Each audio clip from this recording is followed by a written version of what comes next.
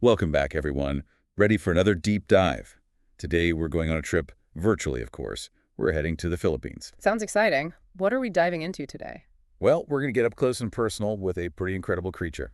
Ever heard of the Tamaraw? The Tamaraw, rings a bell, but I could definitely use a refresher. Yeah, no worries.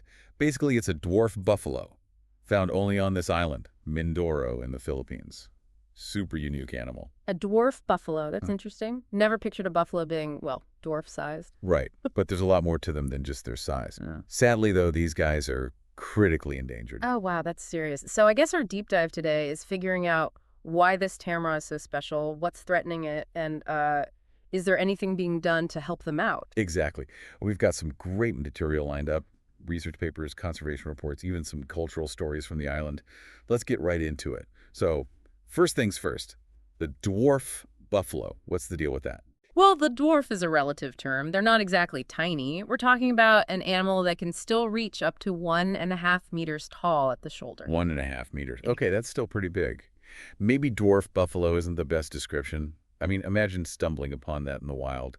Not exactly the kind of dwarf you'd want to mess with. Uh-huh. No kidding. It's all about perspective, right? Compared to, say, the caribou, the Philippines' largest land mammal, the tamaraw is definitely on the smaller side. But yeah, on their own, they're pretty impressive. But about their size. Yeah. It's kind of a puzzle why they evolved to be smaller than other water buffalo. Maybe it has something to do with the environment on Mindoro. Maybe less food means less energy needed to survive, so a smaller size is more advantageous. Makes sense, like adapting to the resources available. Exactly. Plus, being more compact could also make it easier to move through Mindoro's dense vegetation. It's like they're perfectly tailored for their island home. But what else makes the Tamaraw stand out, aside from their misleading dwarf status? Oh, there's plenty. For one, their horns are pretty unique. Both males and females have these impressive, thick, V-shaped horns. Both sexes. That's unusual for buffalo, isn't it? I thought it was usually just the males that have the big horns. Yeah, it is pretty unique, sets them apart. And then there's their coat. Thick, dense, and hairy. Almost like they're ready for a blizzard, but in a tropical paradise. Doesn't seem very practical for a tropical climate, does it? Heavy coat like that. You'd think so, right? But it actually helps regulate their body temperature. Mindoro's weather can be pretty unpredictable, humid, hot, but sometimes temperatures drop. That dense coat acts like insulation, keeping them cool when it's sweltering and warm when it's chilly. Wow, so it's like their own personal climate control system. Pretty much. Evolution is amazing like that, always finding ways to adapt. Absolutely. Yeah. So where exactly in Mindoro can we find these guys? What kind of habitat do they prefer? Well, that's another interesting thing. They're surprisingly versatile. Forests, grasslands, even scrublands. They seem to be able to adapt to a range of environments, which has probably helped them survive for so long. That's impressive. A true survivor. But I read that they're not exactly the social butterflies of the animal kingdom. Yeah, they tend to be solitary, prefer to roam their territory on their own. Only time they really get together is during mating season. Makes sense. Less competition for resources that way, especially with all the vegetation they need to eat, which, sadly, leads us to the less cheerful part of our dive, their critically endangered status. What are the biggest threats these animals are facing? Well, the biggest one is definitely us, humans. Deforestation.